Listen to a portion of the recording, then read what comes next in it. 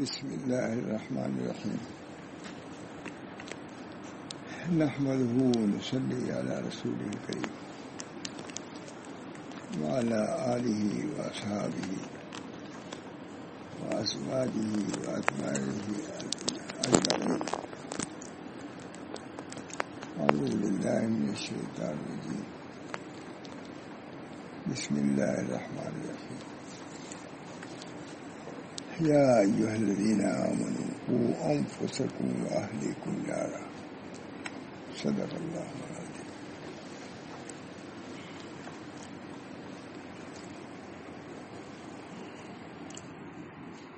اللہ تعالیٰ نے ہم سب کو پیدا کیا ہے،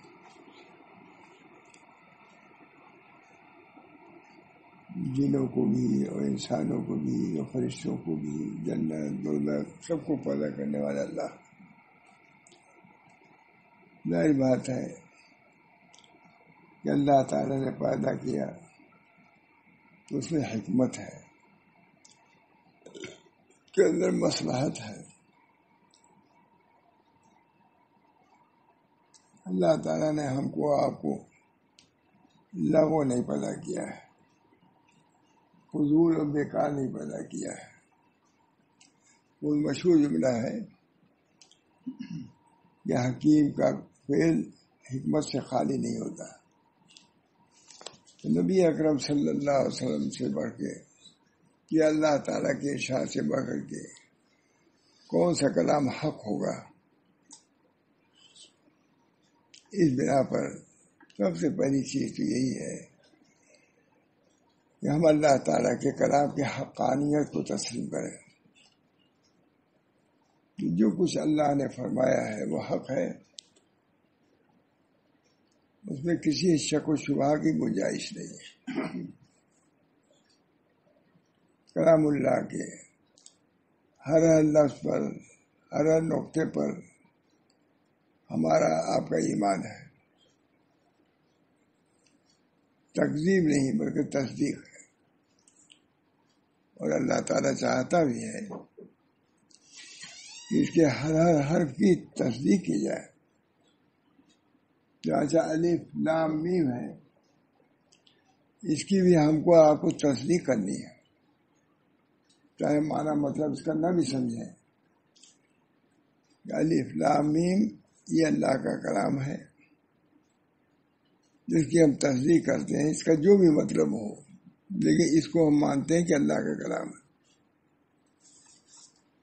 اس بنا پر اللہ تعالیٰ کے کلام کی حقانیت کی تصدیق کرنا ہم سب لوگوں کے لیے لازم و ضروری ہے۔ یہ وقت مولانا اور زیادہ اہمیت کا حامل ہے۔ ایسی ایسی چیزیں آ رہی ہیں کہ مذلت الاقدام ہے، اقدام کو پھسلا دینے والی چیز ہے۔ دجال کے متعلق آیا ہے کہ ایسی چیزیں سامنے لائے گا کہ لوگ متحیر ہو جائیں گے، اور بہت سے لوگ اس کے مکر و قید میں پھنس جائیں گے، بہت سے لوگ پھنس جائیں گے۔ اسی بنا پر نبی اکرم صلی اللہ علیہ وسلم شر دجال سے پناہ مانگی ہے، اس کا حکم بھی ہے۔ جہاں چاہتا ہے کہ سورہ کہف جو پڑھے گا وہ دجال کے شر سے محفوظ رہے گا۔ کوئی شر ہے تب تو، اب بڑا شر ہے تبھی تو ضرور سورہ کہف پڑھتے ہوئے یہ حدیث آتی ہے کہ پڑھ لو بھائی، ایک ہی رکو پڑھ لو، دجال کے شر سے محفوظ ہوگا۔ ایسی ایسی ایجادات ہوں گی کہ آدمی متحیر ہو جائے گا۔ بارش کا برسانا یہ معمولی چیز ہے، ایسی چیزیں کتاب رکھی ہوئی ہے، نیند آ گئی میں دیکھنے والا تھا اس کو، ہر کتاب رکھی ہوئی ہے لندن سے آئی۔ یہ سب چیزیں ایسی لا رہے ہیں کہ جس سے یہ نہ سمجھا جائے کہ اللہ ہی بارش کراتا ہے، دوسرے بھی کرا سکتے ہیں۔ بارش کس سے ہوتی ہے؟ مانسون سے ہوتی ہے، اٹھتی ہے سمندر سے۔ اور بہت سی چیزیں ایسی پیدا کر رہے ہیں جس سے مانسون اٹھے اب بارش ہو جائے جب چاہیں گے. اس بنا پر اپنے ایمان کی حفاظت جو بھی قرآن میں ہے اس کی تصدیق ذرا بھی اشکال ہو ادھر توجہ نہ کی جائے. بس اللہ کا کلام حق ہے, بالکل ادھر دائیں بائیں نہیں ہونا ہے, بال کے برابر بھی ادھر ادھر نہیں ہونا ہے. اللہ نے جو کچھ فرمایا وہ حق ہے. ہمارے حضرت بہت فرماتے تھے کہ ایک عورت تھی پڑھی لکھی نہیں تھی, قرآن کھولتی تھی اور کہتی جاتی تھی یہ بھی حق ہے یہ بھی حق ہے, تلاوت ان کی ہو جاتی تھی اس طرح. ایمان اس وقت واقعی فتنہ ہے, سمجھ بھی نہیں آتا کہ کیا ہو رہا ہے, اس کا سبب کیا ہے کچھ نہیں جانتے. اللہ تعالی ہم سب لوگوں کو اپنے قرآن پر حدیث پر پورا اطمینان عطا فرمائے, ایمان عطا فرمائے, مطمئن فرمائے. چنانچہ نبی اکرم صلی اللہ علیہ وسلم دعا فرما رہے ہیں اللہ مینی اثر کے ایمان لا یرتد, بہت ان کا دعا مجھا. اللہ مینی اثر کے ایمان لا یرتد ویقینا لیس بعدہ کفر ورحمتا انال بہا شرف کرامتی فی الدنیا والآخرہ. یہ عمدہ دعا ہے, میں تو بہت پڑھتا ہوں. میں آتا سے بعد جو معاملات ہوئے یہاں اب کسی کو نہیں کہتا میں, لیکن اس کے بعد سے کچھ ٹھیک نہیں. یا اللہ کب ایمان چلا جائے, کوئی نبی کو کہہ رہا ہے, کوئی صحابی کو کہہ رہا ہے, کچھ کہہ رہا ہے, کوئی کچھ کہہ رہا ہے, کچھ کہہ رہا ہے. اپنے طور پر چلو گے تو کچھ کا کچھ کہتے رہو گے, اور اتباع کرو اپنے مشائخ کی, انشاءاللہ اس کی وجہ سے بچے رہو گے. جو ان کے عقائد ہیں جمہور کے عقائد ہیں, جو بھی جمہور کے عقائد سے ہٹا گمراہی میں گیا ہے اس کو لوٹ نہیں پڑتا ہے. جمہور کے عقائد, اس بنا پر اپنے عقائد کی درستگی بہت ضروری ہے. کتاب و سنت کی صحیح تصدیق, جو کچھ اللہ نے فرما دیا وہی حق ہے, اس کے خلاف میں گمراہی ہے. اللہ تعالی ہم سب لوگوں کو قرآن حدیث پر عمل کی توفیق رحمت فرمائے. سب سے پہلے کہ عقیدہ ہمارا درست ہو. معیار کار برسیں شاید اس کام کی بنیاد 3 چیزوں پر ہے, کتاب اللہ و سنت رسول اللہ و سیرت سلف. سلف کو بھی چھوڑا. میں گیا تھا بہت دور, جہاں اورنگزیب نے وہاں بیان کیا تھا. میں بڑے لوگ تھے, میں نے کہا سیرت سلف کو ملحوظ رکھو, اپنی عقل کو دخل نہ دو.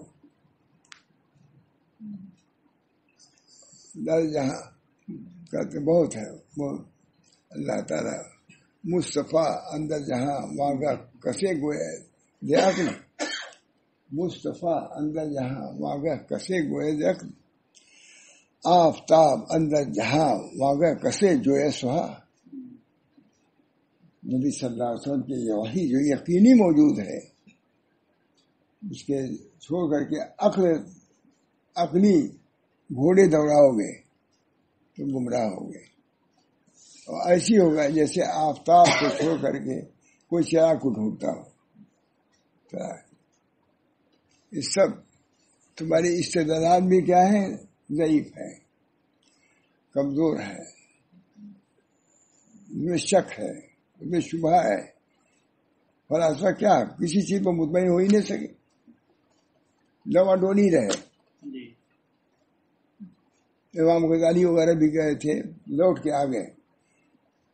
بڑے امام غزالی سب سے بڑے سمجھے آتے ہیں, امام راضی, سب بہت دوڑایا گھوڑوں کو, اپنے وہم کو, لوٹ کے آ گئے اسی پر. بس قرآن ہے, اسی کو لو, اسی میں نہیں جاتے ہے کہ نہیں. بہت میں نے لکھا بھی, بہت معالم وغیرہ بھی لکھا ہے اس کو بہت. امام غزالی نے بڑی بڑی گتھیوں کو سلجھایا, لیکن سلجھ نہیں سکی. قرآن نے چند الفاظ میں اس کو دور کر دیا. اس بنا پر اللہ تعالی ہم سب لوگوں کو علم صحیح عطا فرمائے, اور کتاب و سنت کی تصدیق عطا فرمائے. حالات دیکھ کر کے تھوڑا سا اطمینان ہوا. میں نے کہا کتاب اللہ اور سنت رسول اللہ موجود ہے. ایک ہاتھ میں کتاب اللہ، دوسرے ہاتھ میں سنت رسول اللہ. ایک ہاتھ میں شمس، دوسرے ہاتھ میں قمر، دونوں کی روشنی میں چلنا ہے. بغیر اس روشنی کے تم کو کچھ سمجھ میں نہیں آئے گا. علامہ ابن قیم نے کہا ہے کہ آنکھ کے اندر ایک روشنی ہے، کب کام آئے گی؟ جبکہ بلب رہے گا تب کام آئے گی، سورج رہے گا تب کام آئے گی. روشنی تو ہے، آنکھ میں روشنی ہے کہ نہیں؟ ابھی بجھا دیجیے، کچھ سمجھ میں آئے گا؟ ایک لفظ آپ پڑھیں، کتاب ہی نہیں نظر آئے گی الفاظ کیا ہے.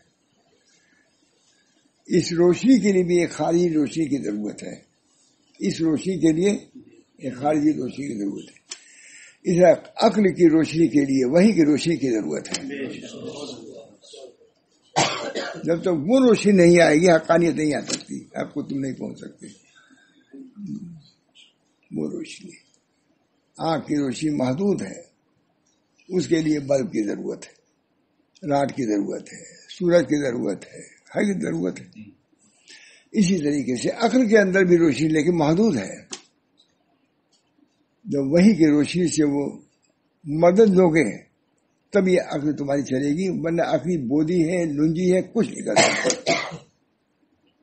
عقل کی مثال ایسی دی ہے جیسے میز ہے، یہ کمزور ہے تو یہ سنبھال جائے گی. عقل کا جو پایا ہے وہ کمزور ہے، وہ ان حقائق کو برداشت نہیں کر سکتا. وہی کا پایا مضبوط ہے، وہ مضبوط ہے، اس میں شک و شبہ نہیں. اللہ تعالی ہم سب لوگوں کو وحی کی روشنی سے نور نبوت ایشو کہتے ہیں. علم نبوت کے لیے بھی نور نبوت کی ضرورت ہے. نبی صلی اللہ علیہ وسلم نور کو مانگا ہے، اے اللہ ہمارے قلب میں نور پیدا فرما دیے. نور کی ضرورت ہے، نور نبوت، نور کتاب، نور سنت. اللہ ہم سب لوگوں کو، حالات ایسے ہیں کہ اپنے ایمان کو درست کرنے کی فکر کرنا چاہیے. تذبذب نہ ہو، تذلل نہ ہو، تشکک نہ ہو. کیا ہو؟ یقین، تیقن ہو، تحقق ہو. اس کی ضرورت، اس کے لیے ایمان کی ضرورت ہے، تصدیق کی ضرورت ہے. ہمارے حضرت فرماتے تھے کبھی کبھی محبوب پڑھتے ہیں جنت کی تصدیق کرو، الجنت حق. یہ اعتقاد کی بات ہے، غیب کی بات ہے. شک پیدا ہوتا ہے کہاں جنت و نت کیا ہے؟ وقام کیا ہے؟ الجنت والنار مخلوقتان. جنت و دونوں مخلوق ہیں، فی الحال مخلوق ہے، موہوم نہیں ہے، مشکوک. اس کا اعتقاد کہ جنت حق ہے، بنا پر اس کی تصدیق بہت بڑی چیز ہے. میں نے ایک دن بیان کیا تھا، ایک صوفی عبدالرب صاحب تھے جو مولانا یونس تھے نا، ان کے خسر تھے، اور رومی صاحب کے خسر تھے. بہت لمبے چوڑے آدمی، صافہ باندھتے تھے، بہت باندھتے تھے ہم کو. بہت عجیب غریب صورت تھی. تعجب ہے کہ ان کو مولانا علی میاں اور محمد الرحمن نعمانی بھی بہت مانتے تھے، اور ان کو سمجھتے تھے کہ کامل ایمان ہے یہ.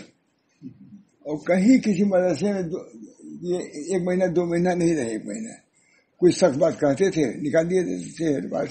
تبادلہ، یہاں تبادلہ، یہ تبادلہ ہی رہا ان کا. لیکن اپنی بات ہے، ان کا کلیہ بھی بھائی، ان کی دیوان بھی ہے بہت. ان کا ایک آدمی آیا، کہا کہ مجھ کو عذاب قبر پر اطمینان نہیں ہے بلکہ ایمان نہیں ہے.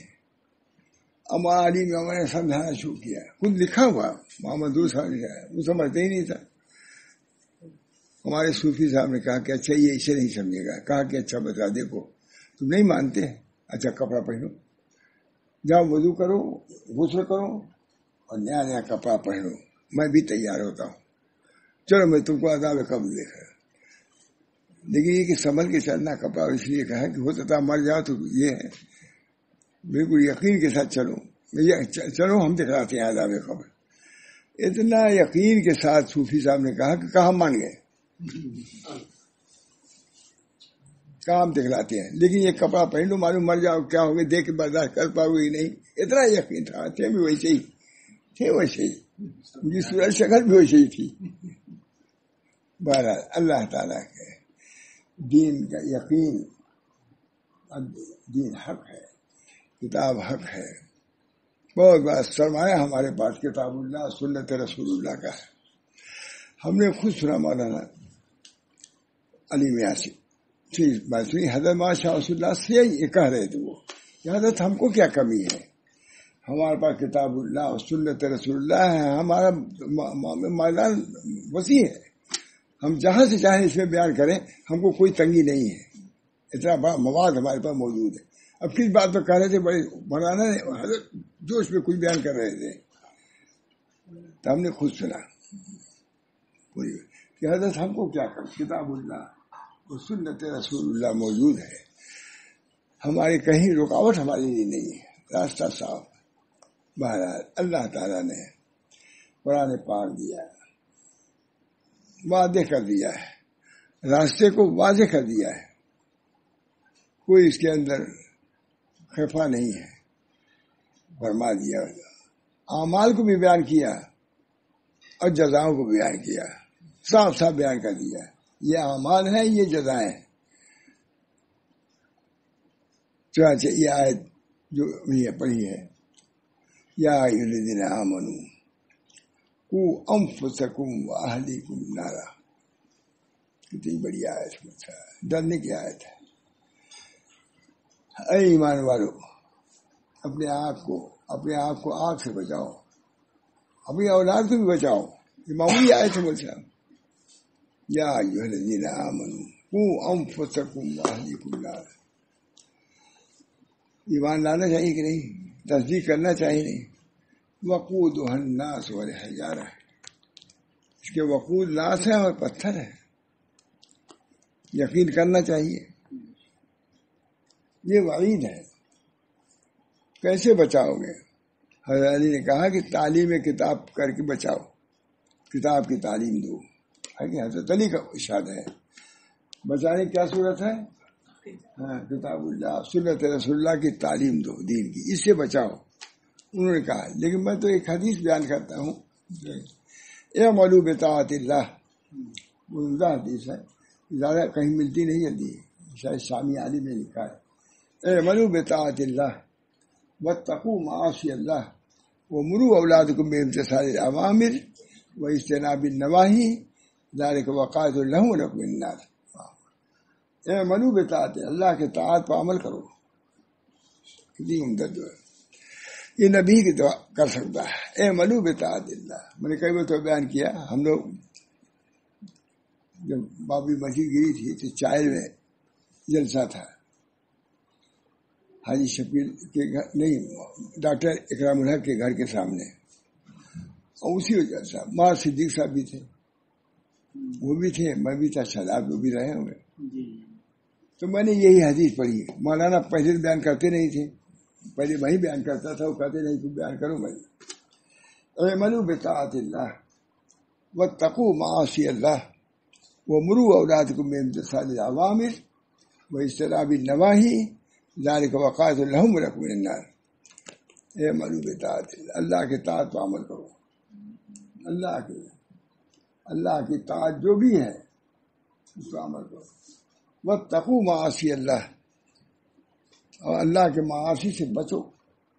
جو اعمال صالحہ ہیں اس کو اختیار کرو, اور اعمال قبیحہ جو ہیں ان سے بچو, اور اپنے بچوں کو بھی بچاؤ. ومروا اولادکم بامتثال الاوامر واجتناب النواہی, اپنے اولاد کو بھی اس کا حکم کرو. پھر اپنے ہی جنت میں نہیں آنا ہے, اولاد کو بھی لے جانا ہے. اللہ تعالیٰ تمہاری بیوی بچوں کو بھی چاہتا ہے نا. ابھی آیت کو تشریح کیا, ہمیں پوچھا داخل ہو جاؤ جنت میں, وہ ازواج ہو, اپنی بیوی بچوں کو بھی لے کے جاؤ, کیونکہ اللہ تعالیٰ سمجھتے تھے بغیر بیوی بچوں کے ان کا دل لگے گا نہیں جنت میں بھی، ہے کہ نہیں؟ سیدنا عبد القادر جیلانی بڑی عمدہ تشریح کیا، مسرورین، تاکہ مسرور ہو جائیں. صرف اکیلے جاتے تو وہ مزہ نہیں آتا جو بچوں کے ساتھ ہے کہ بہت بڑی تشریح کیا، معلوم ہے ہمیں لکھا، کتابوں میں لکھ دیا ہم نے. مسرورین، تاکہ جنت تمہارے سرور کے ساتھ ہو. جنت میں بھی سرور نہیں ملے گا جب تک بیوی بچے بھی نہیں ہوں گے. اپنے بچوں کو بھی لے لو، بیویوں کو لے لو. اللہ تعالیٰ تو اتنا بیویوں کا حکم کرتے ہیں.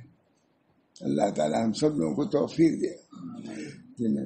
اعملوا بطاعت اللہ واتقوا معاصی اللہ ومروا اولادکم بامتثال الاوامر واجتناب النواہی ذالک وقایۃ لہم من النار. نار سے بچاؤ، جنت سے بچاؤ. اس پر بہرحال تقریر کیا ہم نے. پھر وہاں صدیق صاحب نے اسی پر بیان کیا. وہ تو شرح کرتے تھے، اللہ کا شکر ہے شرح کیا. تو کچھ ہندو اکٹھا تھے کہ بابری مسجد گری ہے، اسی مولوی لوگ بیان کریں گے، وضو ابھاریں گے. یہ صبح کہا کہ ایسا بیان کیا مولوی لوگوں نے کہ ہم سمجھے کہ اپنے گھر میں اگر ہمیں جاری کر دیں چیز کو کہ یہ لڑکوں سے ہم کو اطمینان ہو جائے، تو ہم کو خود جاری کرنے کی ضرورت ہے اپنے لڑکوں، غیر مسلموں نے کہا، تاکہ مطمئن ہو جائے.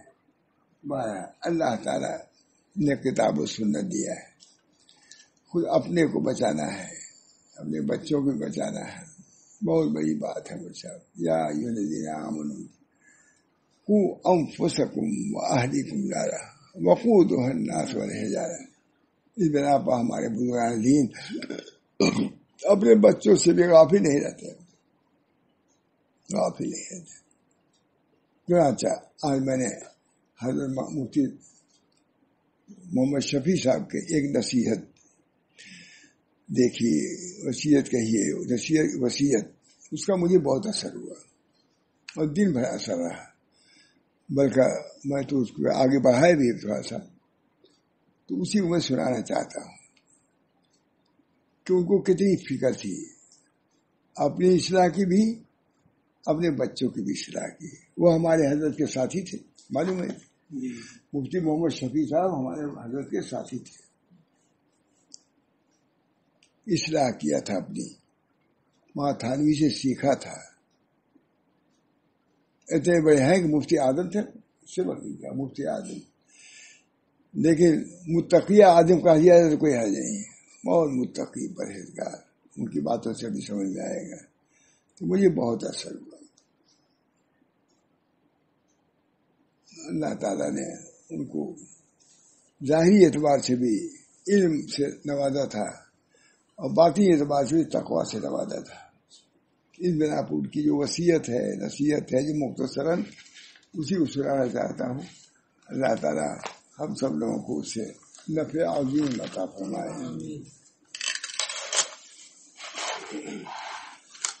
ہاں، آخری وصیت کون لکھ رہا ہے؟ مفتی تقی صاحب لکھ رہے ہیں. مفتی ان کے صاحبزادے ان کی وصیت کو یہاں جمع کیا ہے، اکٹھا کیا. دیکھ رہا تو دیکھتے، کافی دیکھ رہی ہے تو دیکھ رہا. آخری وصیت آخری عمر میں کر رہے ہیں مجھ صاحب. تو ابھی ہماری عمر کو ابھی نہیں پہنچے رہے، مجھے ابھی کیا ہے ہماری. لیکن کیا کر رہے ہیں، میں تو لمبی چوڑی باتیں کرنے بیٹھا ہوں، کر رہا ہوں نا. اللہ کا شکر ہے، کوئی فرق نہیں معلوم ہوتا ہے نا. فرمایا کہ لمبی چوڑی باتیں کرنے کی طاقت نہیں ہے، نہ طاقت ہے نہ وقت، نہ طاقت ہے نہ وقت. مختصر سی ایک دو باتیں غور سے سن لو. مختصر سی ایک دو باتیں غور سے سن لو. اس کے بعد فرمایا کہ رسول اللہ صلی اللہ علیہ وسلم کی زبان مبارک پر وفات کے وقت جو الفاظ جاری تھے اور جس کے بعد آپ خالق حقیقی سے جا ملے، وہ یہ تھے. آخری بات جو نبی اکرم صلی اللہ علیہ وسلم کی زبان پر جاری تھے، اس کے بعد کچھ نہیں بولے. الصلاۃ واتقوا اللہ وما ملکت ایمانکم. یہی آخری بات ہے. نبی اکرم صلی اللہ علیہ وسلم کی آخری بات یہ ہے، یاد تھا مفتی صاحب، الصلاۃ الصلاۃ اتقوا اللہ وما ملکت ایمانکم، نماز کا خیال رکھو، نماز کا خیال رکھو، آخری بات ہے نبی اکرم صلی اللہ علیہ وسلم، مفتی صاحب نہیں، نبی اکرم صلی اللہ علیہ وسلم، یہی ہے نا مطلب رسول اللہ صلی اللہ علیہ وسلم کی زبان مبارک پر وفات کے وقت جو الفاظ جاری تھے اور جس کے بعد آپ خالق حقیقی سے جا ملے وہ یہ تھے، خالق حقیقی، الصلاۃ الصلاۃ اتقوا اللہ وما ملکت ایمانکم، نماز کا خیال رکھو، نماز کا خیال رکھو، نماز کا خیال رکھو، اپنے زیر دستوں کے معاملے میں اللہ سے ڈرو، اپنے زیر دستوں کے معاملے میں اللہ سے ڈرو، جو تمہارے ماتحتی محرم پر ظلم نہ ہونے پائے۔ آج دیکھ رہے ہیں ظلم ہی ظلم ہے، الظلم ظلمات، ظلم ہی ظلم ہے، نہ کسی کی بیماری سے رحم آتا ہے، نہ کسی کے فقر و فاقہ سے رحم آتا ہے، طرح طرح کی پریشانیاں ہیں، کسی کو رحم آ رہا ہے؟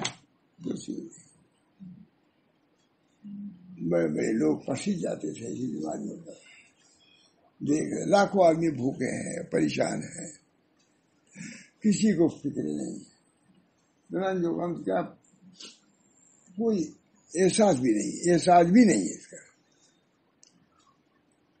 اس کے بعد یہ طرح کہا فرمایا، اس کے بعد نہایت مختصر الفاظ میں نماز کی اہمیت اور دوسرے کو حقوق کے بارے میں نہایت مؤثر نصیحتیں فرمائیں۔ مفتی صاحب لکھ رہے ہیں، مفتی تقی صاحب، اس کے بعد نہایت مختصر الفاظ میں نماز کی اہمیت اور دوسروں کے حقوق کے بارے میں نہایت مؤثر نصیحتیں فرمائیں۔ جیسے اپنے حقوق کی ادائیگی چاہتے ہو تو دوسروں کے حقوق کی رعایت کرو، اس کی ادائیگی کو چاہو، انسانی تقاضا یہ ہے۔ اپنے حقوق تو پورا چاہتے ہو اور دوسروں کے حقوق کو ادا نہیں کرتے، احساس بھی نہیں ہے۔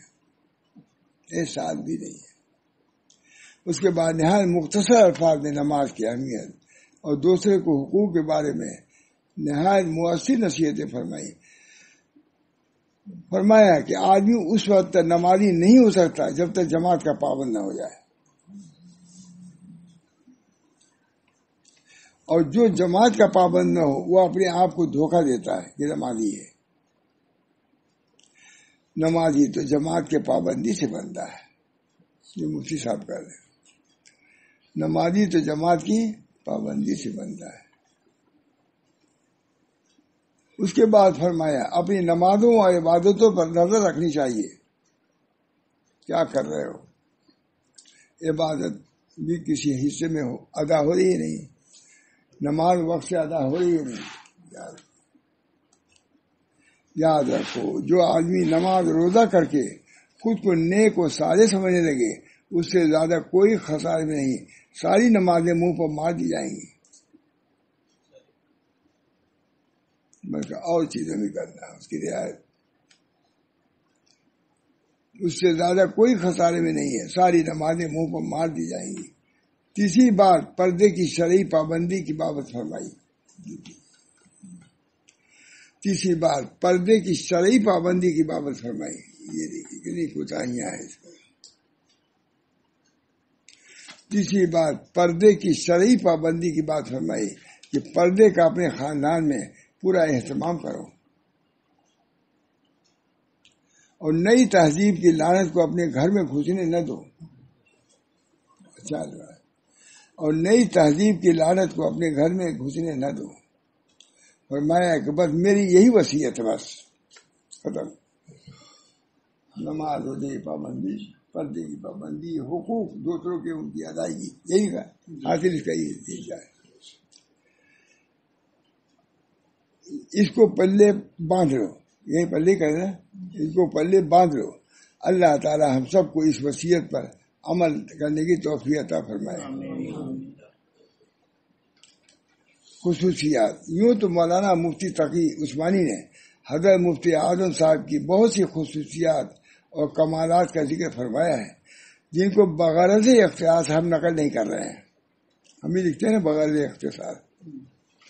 تاہم عنوان نماز سے شغف کے تحت جو کچھ تعریف فرمایا ہے اس کو بیان ہی نقل کر رہے ہیں، اس لیے کہ اس کے ضمن میں ایسے مضامین مذکور ہیں جو ہم سب کے لیے انتہائی مفید ہیں. بغیر مراحلہ فرمائیے. نماز سے شغف، مفتی صاحب کو نماز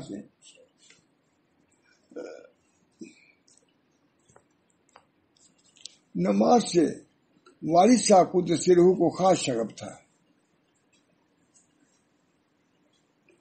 اور جن لوگوں نے آپ کو نماز پڑھتے ہوئے دیکھا ہے انہیں یاد ہو کہ نماز کے دوران آپ پر عرض، ریان، خشوع و خضوع اور خشیت انابت کی ایسی عجیب کیفیت طاری رہتی تھی جو شاذ و نادر ہی کہیں دیکھنے میں آتی ہے. ہمارا شاہ صلی اللہ صاحب کی نماز بھی اسی انداز کی تھی. مولانا حکیم رفیع الدین صاحب تھے، جانتے ہوں گے، مدرسہ اس کے بعد کسی نے کہا بھائی اگر نماز خشوع سے پڑھنے دیکھنا ہو تو مجھے رسول اللہ کی دیکھو نماز. کسی نے ماں خلیل احمد صاحب سے کہا، یہ حضرت سے سنا ہم نے، نماز بہت سنت کے مطابق بہت اچھی پڑھتے تھے. کہا میں کیا، ماں رشید احمد صاحب کی نماز اس سے بھی اچھی ہوتی. پہلے لوگ یہ کہتے تھے فلاں آدمی نماز اچھی پڑھتا ہے، اشبہ بصراط نبی. حضرت عبداللہ بن مسعود کو بطری غال بنایا ہے، وہ نبی اکرم صلی اللہ علیہ وسلم کی نماز کے مشابہ نماز پڑھتے تھے.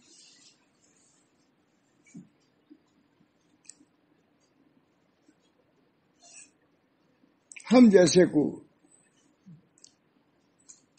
جیسے کور ذوق آواز باختہ لوگوں کو تو اس کیفیت کا ادنا ادراک بھی مشکل ہے، ایسا پڑھتے تھے. ہم جیسے کور ذوق، دیکھیے نئی لفظ ہے، کور ذوق اور آواز باختہ لوگوں کو تو اس کیفیت کا ادنا ادراک بھی مشکل ہے. آپ نے خود اپنے شیخ کو ایک مکتوب میں تعریف فرمایا ہے. یہ مفتی صاحب ماشاء اللہ صاحب عرب کو ماتھانوی لکھ رہے ہیں، آخری شب کے نوافل میں بحمد اللہ اکثر شوق و رغبت اور سکون و طمانینہ نصیب ہوتا ہے. مفتی صاحب لکھ رہے ہیں کس کو؟ ماتھانوی کو، شیخ کو لکھ رہے ہیں. آخری شب کے نوافل میں بحمد اللہ اکثر شوق و رغبت اور سکون و طمانینہ نصیب ہوتا ہے، اور بعض اوقات کیفیت گریہ حالت اضطرار کو پہنچ جاتی ہے. رونا اضطرار مسترب ہو جاتا. لیکن چونکہ حالت مستمل نہ رہتی تھی اس لیے میں اس کو خمود ہی سے تعبیر کرتا تھا. آج دفعتر خیال ہوا کہ مبادہ ناشکری میں داخل ہو. نہیں، یہ بھی ایک حال ہے، اس کو قدر کرو. سب کو ایسے نہیں سب سے، اسی لیے اصل حقیقت آج کا دی استرار کو پہنچا. لیکن چونکہ یہ حالت مستمل نہ رہتی تھی اس لیے میں نے اس کو خمود ہی سے تعبیر میں کرتا تھا. آج دفعتاً خیال ہوا کہ مبادہ ناشکری میں داخل ہو، اسے اصل حقیقت آج کر دی. اخیر شب میں طول قیام اور طول سجود میں ایک خاص لذت پاتا ہوں. پیش نظر رکھنے کی ضرورت ہے نہیں. اخیر شب میں طول قیام اور طول سجود میں ایک خاص لذت پاتا ہوں، اور جس رکن کو شروع کرتا ہوں جب تک تھک نہ جاؤں اسے منتقل ہونے کو جی نہیں چاہتا. مفتی صاحب کا ہے، ہم سمجھتے ہیں خالی فتویٰ لکھتے رہے. حضرت امام حنیفہ بھی تو ایسے ہی تھے، امام شافعی بھی ایسے تھے. یہ نہیں کہ فقیہ ہے تو بالکل خشک ہو، نہیں، یہ حضرات بھی تر تھے، قلب کے اعتبار سے تر تھے. اللہ کی خشیت، اللہ کی محبت سے حضرات کیا تھے؟ بہرور تھے، مشرف تھے. نماز سے اس خصوصی تعلق کا اندازہ مکتوب ہے. یہ خط تھا ماتھانوی کے نام. نماز سے پھر مفتی صاحب ہیں، نماز سے اس خصوصی تعلق کا اندازہ حضرت کے ایک لطیف ارشاد سے کیجیے. ہم لوگوں کی عادت ہے کہ اکثر جب کوئی اہم کام سامنے ہوتا یہ جملہ کہہ دیتے تھے کہ ذرا نماز سے فارغ ہو جائیں تو پھر وہ کام کریں گے. ایک روز حضرت والد صاحب نے یہ جملہ سنا تو فرمایا ارے بھائی نماز فارغ ہونے کی چیز نہیں ہے، اس سے فراغت حاصل کرنے کی فکر نہیں چاہیے، مگر دوسرے کاموں سے فارغ ہو کر نماز کی طرف متوجہ ہونا چاہیے. فارغ ہو، یہ نہیں کہ جلدی سے نماز سے پڑھ لو پھر کھانا پینا، ان چیزوں سے فارغ ہوئے تب نماز میں آؤ، یہ کتنی بڑی بات. اس کے بعد آپ نے قرآن کریم کی آیت متوجہ فرمایا جو ہم سب روز پڑھتے رہتے ہیں لیکن اس کی حقیقت کی طرح کبھی دھیان نہیں ہوتا. فرمایا کہ قرآن کریم میں حضور اقدس صلی اللہ علیہ وسلم سے خطاب کرتے ہوئے فرمایا ہے وَإِذَا فَرَغْتَ فَانْصَبْ وَإِلَىٰ رَبِّكَ فَارْغَب، جب فارغ ہو جائیں تب ادھر متوجہ ہوں اللہ کی طرف. یہ نہیں کہ سب سمجھ نہیں، وَإِذَا فَرَغْتَ، بس جب تم فارغ ہو جاؤ تو اللہ کی عبادت میں تھکو اور اپنے پروردگار کی طرف رغبت کا اظہار کرو. فرمایا اس آیت میں حضور صلی اللہ علیہ وسلم سے خطاب ہو رہا ہے کہ آپ دوسروں کے کاموں سے فارغ ہو کر عبادت الہیہ میں اپنے کو تھکائیں. فرغب، اس سے معلوم ہوا کہ مقصود اصلی یہ عبادت ہے، اور اس سے جلد از جلد فارغ ہو کر دوسرے کاموں میں لگنے کی نیت ٹھیک نہیں ہے. اس کے بجائے نیت یہ ہونی چاہیے کہ دوسرے کاموں سے جلد از جلد فارغ ہو کر نماز و عبادت میں متوجہ ہو جائے.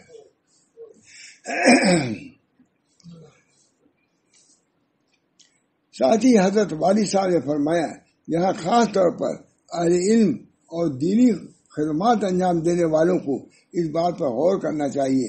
یہ خطاب حضور سرور کائنات صلی اللہ علیہ وسلم کو ہو رہا ہے کہ فارغ ہونے پر آپ عبادت الہیہ میں اپنے آپ کو تھکائیں. یہ سوال یہ ہے کہ جس چیز سے فارغ ہونے پر، سوال یہ ہے کہ کس چیز سے فارغ ہونے پر، ظاہر کہ عبادات کے علاوہ آپ کی جتنی مصروفیات تھیں وہ تمام تر دینی خدماتی سے تھی. کبھی جہاد ہے، کبھی تعلیم و تبلیغ ہے، کبھی انتظام حکومت ہے، کبھی اصلاح خلق ہے، یہاں تک کہ آپ صلی اللہ علیہ وسلم کی گھریلو زندگی بھی تعلیم ہونے کی بنا پر دینی خدماتی ہی میں داخل تھے. اور آپ صلی اللہ علیہ وسلم کا زندگی کا کوئی لمحہ ایسا نہیں تھا جو کسی نہ کسی ثواب کے کام میں خرچ نہ ہو رہا ہو. اس کے باوجود آپ صلی اللہ علیہ وسلم کی حکم رہا ہے یا آپ اپنی دوسری دینی مصروفیات سے فارغ ہوں تو خالص عبادت سے متوجہ. جو کر رہے تھے وہ بھی دینی تھی لیکن بواسطہ ان خدمات کی تھی. اب بغیر اس کے بلا واسطہ اللہ کی طرف بھی متوجہ ہوئی ہے. مفتی صاحب اس سے معلوم ہوا کہ جو لوگ دینی، تبلیغی یا اجتماعی خدمات میں مصروف ہوں انہیں یہ نہ سمجھنا چاہیے ہم چونکہ شب و روز اللہ تعالیٰ کی دین ہی کے کام میں لگے ہوئے ہیں اسے ہمیں معاذ اللہ نفلی عبادتوں اور مستحبات اور مندوبات کی ضرورت نہیں ہے نا. مجھے بہت پسند کا بہت اثر ہوا، کیونکہ اگر ایسا ہوتا تو نبی کریم صلی اللہ علیہ وسلم سے زیادہ کون دینی خدمات انجام دے گا. کام ہی کر رہے تھے، دینی خدمت ہی تو کر رہے تھے، کبھی وعظ نصیحت بہت کچھ. جب اس کے باوجود آپ صلی اللہ علیہ وسلم کو نفلی عبادات کا حکم دیا جا رہا ہے اور اس کی تعمیل میں رات کے وقت آپ صلی اللہ علیہ وسلم کے پاؤں پر ورم آ جاتا ہے تو ہم کس شمار و کتاب میں.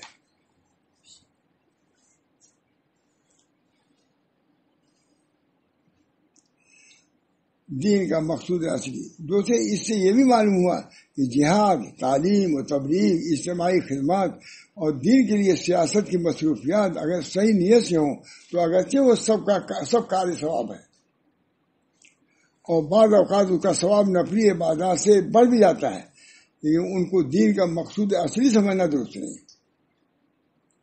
اس کے بجائے مقصود اصلی وہی ٹھیٹ عبادتیں ہیں جن میں بندہ براہ راست اپنے معبود سے رابطہ قائم کر کے اس کی طرف رجوع انابت کی دولت حاصل کرتا ہے. انابت اس لیے یوں نہیں کہا گیا کہ نماز سے فارغ ہو کر جہاد یا تعلیم و تبلیغ کے کام میں لگو، بلکہ فرمایا یوں کہا جب جہاد اور تعلیم و تبلیغ وغیرہ کے کام سے فارغ ہو تو اپنے اصل مقصد تخلیق یعنی عبادت رب کی طرف آ جاؤ.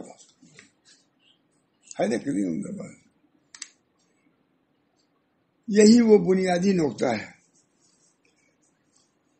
جسے فراموش کر کے ہمارے بہت سے معاصر اہل قلم نے نظریاتی طور پر اور بہت سے رہنماؤں نے عملی طور پر دین کی تعبیر کو الٹ دیا ہے، اور جو چیز مقصود اصلی تھی اسے ذریعہ، اور جو ذریعہ تھا اسے مقصود اصلی قرار دے دیا ہے۔ ان کا کہنا ہے کہ دین کا اصل مقصد جہاد اور دعوت کے ذریعے اسلامی حکومت کا قائم، دونوں جہاد اور دعوت دونوں اس میں مبتلا ہے۔ دین کا اصل مقصد جہاد و دعوت کے ذریعے اسلامی حکومت کا قیام ہے۔ نماز، روزے سمیت تمام عبادتیں اسی مقصد کی ٹریننگ دینے کے لیے وضع کی گئی ہیں۔ حالانکہ اصل حقیقت یہ ہے کہ دین کا اصل مقصد بندوں کا تعلق اپنے خالق و مالک سے جوڑ کر اس میں عجز و نیاز، انابت، خشیت اور ابدیت کی صفات پیدا کرنا ہے۔ خالی اسلامی حکومت بنانا نہیں، مگر ان سب کا مقصد یہ ہے کہ دل میں یہ چیزیں پیدا ہو جائیں، اور جہاد اور تعلیم و تبلیغ اس مقصد کے حصول کے ذرائع ہیں۔ لہذا اس دینی خدمات میں مشغولیت اگرچہ بڑی فضیلت کی بات ہے، یہ خدمات فرض کفایہ ہے۔ بعض مواقع پر فرض عین بھی ہو جاتے ہیں، لیکن یہ فراموش نہ کرنا چاہیے کہ وہ نفلی عبادتیں جن میں براہ راست بندہ اللہ سے تعلق قائم کر کے اس کے سامنے اپنی بندگی، عجز و نیاز کی پونجی نچھاور کرتا ہے، اس کی اہمیت اور مقصودیت میں فرق نہ واقع ہونے پائے۔ اور جب کبھی انسان کو محنت ملے، وہ ان عبادتوں کے ذریعے اللہ تعالیٰ کی بارگاہ میں حاضری کو غنیمت کبریٰ اور اپنا منتہا مقصود سمجھے۔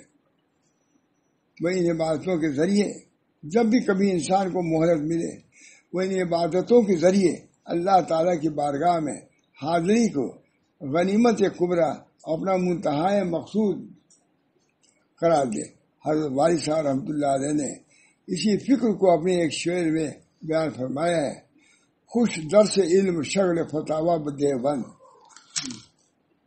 خوش درس علم شغل فتاوی دیوبند، لیکن شب بخان کا ہے تھانہ بہت خوش طرف، لیکن شب بخان کا ہے تھانہ خوش طرف۔ ایک دن وہاں جانا ہے بہت بڑی بات ہے، دیوبند میں سب ہے کہ توہین نہیں ہے۔ اور حقیقت یہ ہے کہ اس اہم اور بنیادی نقطہ کو فراموش کر کے ہم دین کے صحیح مذاق اور مزاج اور اس کے حقیقی فوائد و ثمرات سے دور ہوتے جا رہے ہیں۔ حقیقت یہ ہے اس اہم اور بنیادی نقطے کو فراموش کر کے ہم دین کے صحیح مزاج و مذاق اور اس کے حقیقی فوائد و ثمرات سے دور ہوتے جا رہے ہیں۔ اللہ تعالیٰ ہم سب کو اس حقیقت کی صحیح اور اس پر عمل کرنے کی توفیق مرحمت فرمائے۔ اللہ تعالیٰ ہم سب کو اس حقیقت کی صحیح فہم اور اس پر عمل کرنے کی توفیق مرحمت فرمائے۔ یہ اتنا ہے اور آگے بھی ہے، یہ بارہ جتنا سنانا کافی ہے۔ اللہ تعالیٰ ہم سب کو ایسی مزاج بنانے کی توفیق مرحمت، مزاج ہی بنے، مذاق اسی بنے، علم اور فہم جو ہمارا اس ڈھانچے میں آئے تو صحیح مقصد حاصل ہوگا۔ بہرحال یہ میں نے صبح میں نے کہا اس کو یہ کہا تھا عرض کرا ہے، کچھ دے دیا جائے گا لوگوں کو۔ یہ بہرحال ہے سنانے لائق، عمل کرنے لائق، اس کو پیش نظر رکھنے لائق یہ مضمون ہے، یہ وصیت ہے۔ اللہ ہم سب کو اس کی توفیق مرحمت فرمائے، اس وصیت پر خود ہم عمل کریں اور دوسروں کو عمل کرنے کی ترغیب دیں۔ اس بات سے اثر بھی رہا مجھ کو، حالات دیکھ رہے ہیں، پہلے بیان کر چکا ہوں، حالات بھی ایسے ہیں واقعی الجھا دینے والے ہیں۔ کیا ہے بیماری، یہ کیا ہے، وہ کیا ہے، یہ کیا ہے، یہ کیا ہے، سمجھ میں نہیں آتا کیا ہے۔ بس اللہ سے دعا کرو کہ اللہ تعالیٰ ہم کو دین پر ثابت قدم رکھے، بس ایمان پر ثابت قدم رکھے۔ اللہ منی اثر کے ایمان اللہ تد و یقین اللہ سے بعد کفر و رحمت انال بہا شرف کرامتی فی دنیا والآخرہ۔ دعا کی یہ وقت ہو گئی ہے، اللہ تعالیٰ ہم سب لوگوں کو اپنے فضل و کرم سے دین ایمان پر ثابت قدم رکھ اور دین پر عمل کرنے کی توفیق پر عمل فرما.